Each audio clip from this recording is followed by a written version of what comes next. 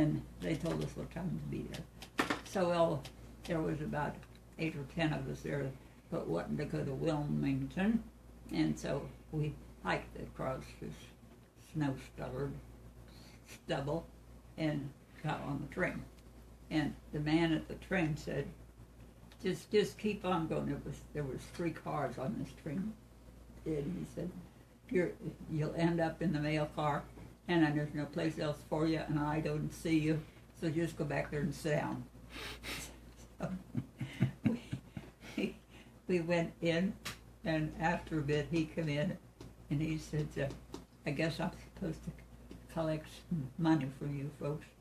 So he said, yeah, it's $2.65 to go to Wilmington from here, but I don't have any change, and you're not supposed to be here, so I'm just going to turn my back.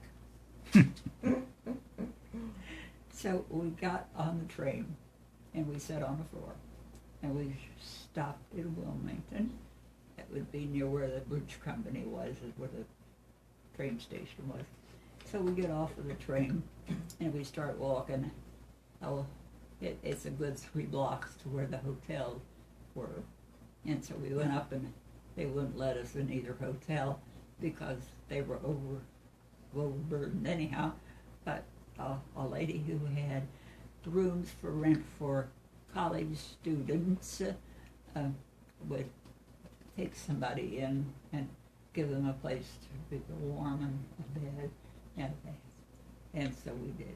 And nothing felt so good as a shower and a place to lay down. And so the telephone was a little bit hard to use because there was many people wanting to use it, and you had to figure out why you wanted to call and all that sort of thing. Well, the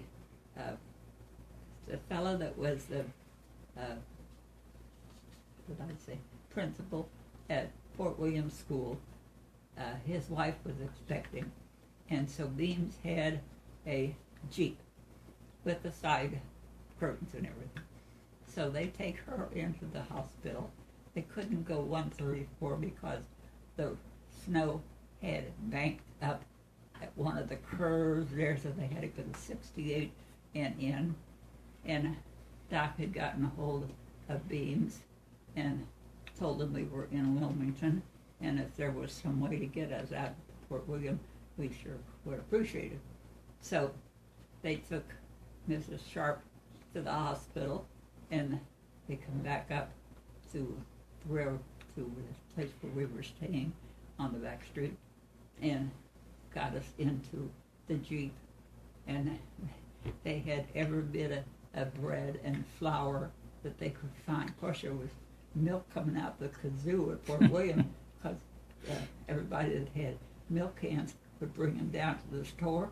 Just bring something, and you could have the milk. We want to get rid of it if we want to fill it up again. Mm-hmm. So they got us back to Fort William. And when I got back to Fort William, Fred said to me, "Why don't you make pancakes the way Jackie does?"